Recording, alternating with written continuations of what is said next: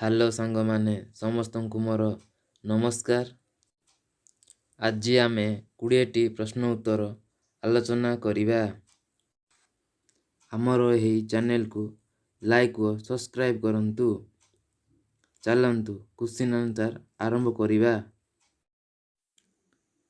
ଗଣତନ୍ତ୍ର କେତେ ଭାଗରେ ବିଭକ୍ତ?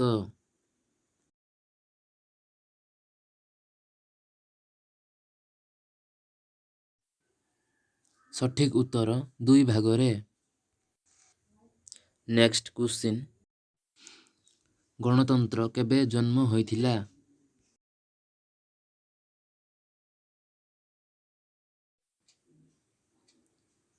ସଠିକ୍ ଉତ୍ତର ଖ୍ରୀଷ୍ଟପୂର୍ବ 5ମ ଶତାବ୍ଦୀରେ।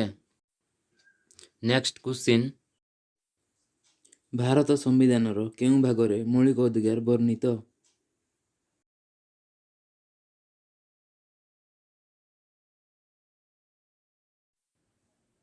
ସଠିକ୍ ଉତ୍ତର 3ୟ ଭାଗରେ। ନେକ୍ସଟ କ୍ୱେଶ୍ଚିନ୍, ଚିଠା କମିଟି ବା ଡ୍ରାଫ୍ଟିଂ କମିଟିର ଅଧ୍ୟକ୍ଷ କିଏ ଥିଲେ?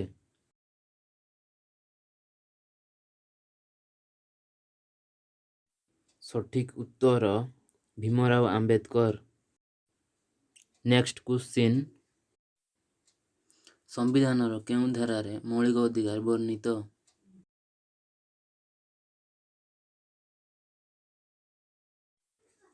ସଠିକ୍ ଉତ୍ତର ଧାରା 12ରୁ 35 ମଧ୍ୟରେ। ନେକ୍ସଟ କ୍ୱେଶ୍ଚିନ୍, ମୌଳିକ କର୍ତ୍ତବ୍ୟ କେଉଁ ଧାରାରେ ବର୍ଣ୍ଣିତ?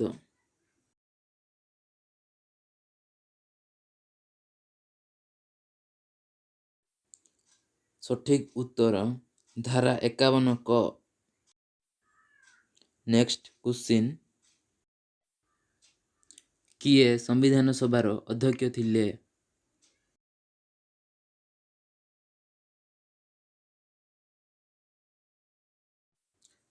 ସଠିକ୍ ଉତ୍ତର ରାଜେନ୍ଦ୍ର ପ୍ରସାଦ। ନେକ୍ସଟ କ୍ୱେଶ୍ଚିନ୍, ବିଶ୍ୱ ବ୍ୟାଙ୍କ କେବେ ଗଠିତ ହୋଇଥିଲା?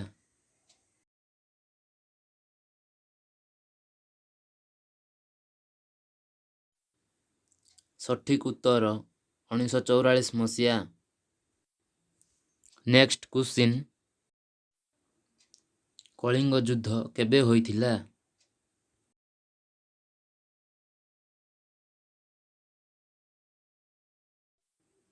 ସଠିକ୍ ଉତ୍ତର ଖ୍ରୀଷ୍ଟପୂର୍ବ 261। ନେକ୍ସଟ କ୍ୱେଶ୍ଚିନ୍, ଏସିଆର ଆଲୋକ କାହାକୁ କୁହାଯାଏ?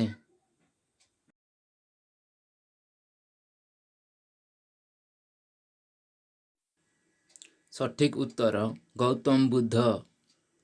ନେକ୍ସଟ କ୍ୱେଶ୍ଚିନ୍, ଆଲବେରୁଣି କେଉଁଠାରୁ ଭାରତକୁ ଆସିଥିଲେ?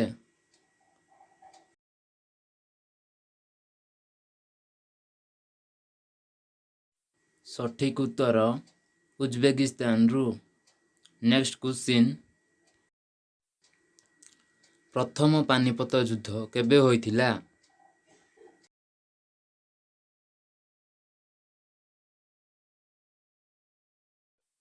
ସଠିକ୍ ଉତ୍ତର 1526 ମସିହା।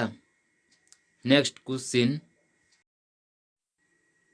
ଇସଲାମ ଧର୍ମର ମୁଖ୍ୟ କିଏ?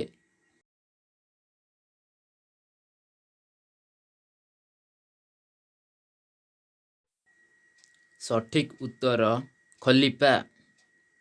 ନେକ୍ସଟ କ୍ୱେଶ୍ଚିନ୍, ଆଲୁମିନିୟମ ଉତ୍ପାଦନରେ ଭାରତ କେଉଁ ସ୍ଥାନରେ ରହିଛି?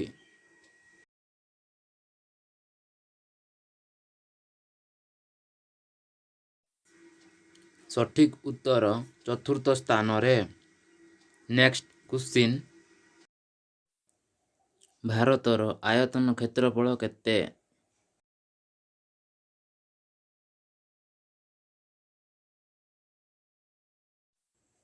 ସଠିକ୍ ଉତ୍ତର 32,87,263 ବର୍ଗ କିମି। ନେକ୍ସଟ କ୍ୱେଶ୍ଚିନ୍, ଭାରତ ଛାଡ଼ ଆନ୍ଦୋଳନ ସମୟର ସ୍ଲୋଗାନ କ'ଣ ଥିଲା?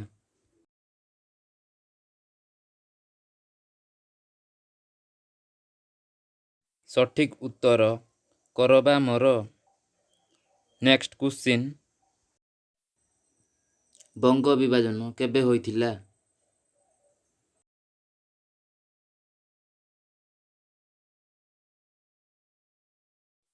ସଠିକ୍ ଉତ୍ତର 1905 ମସିହା। ନେକ୍ସଟ କ୍ୱେଶ୍ଚିନ୍, ଭାରତୀୟ ଜାତୀୟ କଂଗ୍ରେସର ପ୍ରଥମ ସଭାପତି କିଏ ଥିଲେ?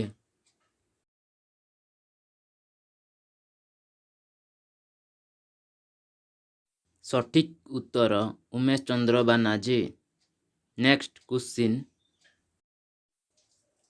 କାହାର ପ୍ରସ୍ତାବ କ୍ରମେ ଭାରତ ଜାତୀୟ କଂଗ୍ରେସର ନାମ ରଖାଯାଇଥିଲା?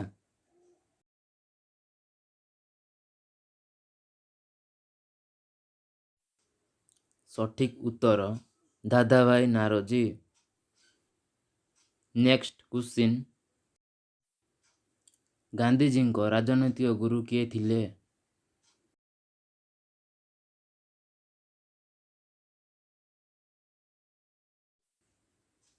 ସଠିକ୍ ଉତ୍ତର ଗୋପାଳକୃଷ୍ଣ ଗୋଖଲେ। ଚ୍ୟାନେଲକୁ ସବସ୍କ୍ରାଇବ୍ କରନ୍ତୁ।